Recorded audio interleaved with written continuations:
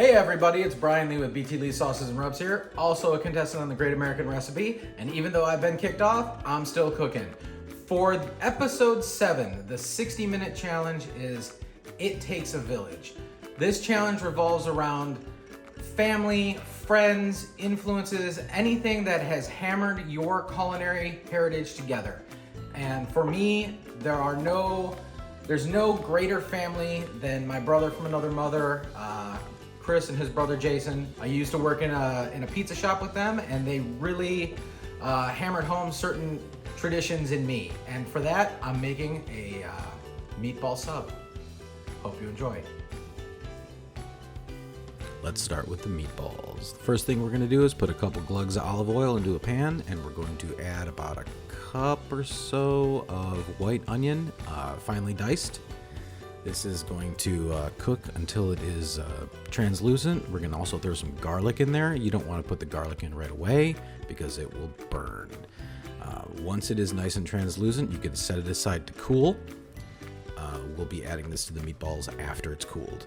So, 2 cups of breadcrumbs in here. Doesn't look like it because this is a big pan. Half a cup of milk. Get in there with your mitts and put it all together. We're using a pound of pork and a pound of ground beef for this recipe, and I know you shouldn't overwork your meat, but you want to get this fully incorporated, so the breadcrumbs are completely integrated with the meat. To that, we're going to add the vegetation. After I'm done playing with this right here, I kind of mix a lot. So we're going to add the vegetation to this.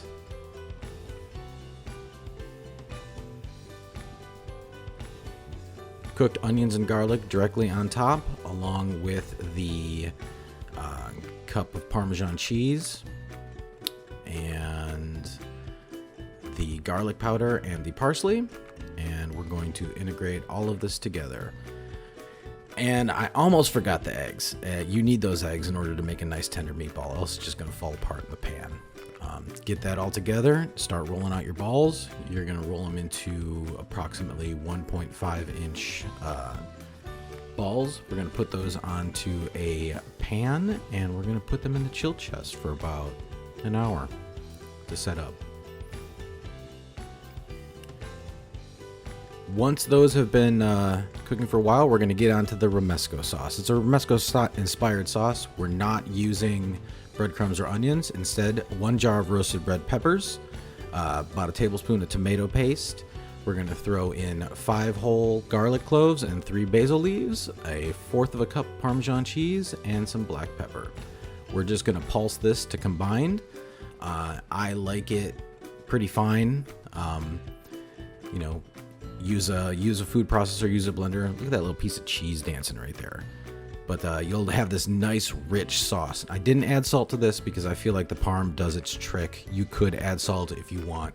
We pour it into a baking dish. I add some water to get the remnants out of the jar, and then I add a couple glugs of olive oil just to shake it into the pan. You just want it to cover the bottom of the pan.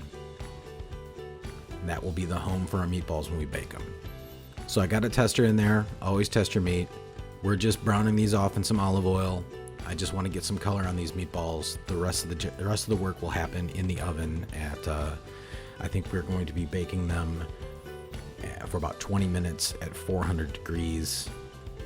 You just kind of want to nestle them in there. I don't roll them in it, I like people to be able to taste the meatball and the sauce and all the different components and it come together in your mouth. At the end of this, I'm going to take these pan drippings and I'm going to pour it all over the top of this because that's really going to set up this sauce. There's a lot of flavor in this pan. So don't be afraid. Just go ahead and do it. After those are baked, you're going to whisk that sauce together and it's going to be perfect.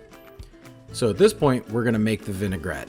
Now this is a sweet, tangy vinaigrette that's going to be the perfect addition to this savory meatball. So 1/4 of a cup of red wine vinegar, 1 tablespoon of lemon juice, 5 minced cloves of garlic. You could add more if you want. Crushed red peppers, dried oregano, and a tablespoon of our award-winning Something to Cluck About. Get some sugar, whisk it together, and then you emulsify it with some olive oil. It takes about 1/4 of a cup. Sometimes I add a little more, you know, depending on if I want a fattier vinaigrette or not. But the sweet, punchy flavor of this is so delicious. Like I could eat spoonfuls of this stuff. So we're gonna set that aside, and we're gonna assemble this meatball sub. So right here, I went right down the center and I pulled it apart. But sometimes I do the Subway cut, which is the V, and then you pull out the breading. I like to put a healthy amount of the Romesco sauce on the bottom of this, just to line the sub, and then we'll throw we'll tuck them in there as however they can fit. You can see that this meatball didn't fit, so I had to cut it in half in order to get it in there. But here's the key: healthy, generous amounts of the vinaigrette right on top. The vinaigrette is really what pulls this whole thing together. And then cap it with some provolone, put it on a baking sheet, throw it into the broiler just to get it nice and toasted, and boom. Meatball sub is done. It's prepared. It's gonna be really sloppy. So we've got the meatballs, we've got the Romesco sauce, we've got a vinaigrette that is inspired by my friend's mom, and got some napkins ready. The only way to eat this sub is to do the lean. You gotta do the lean. You gotta get in there.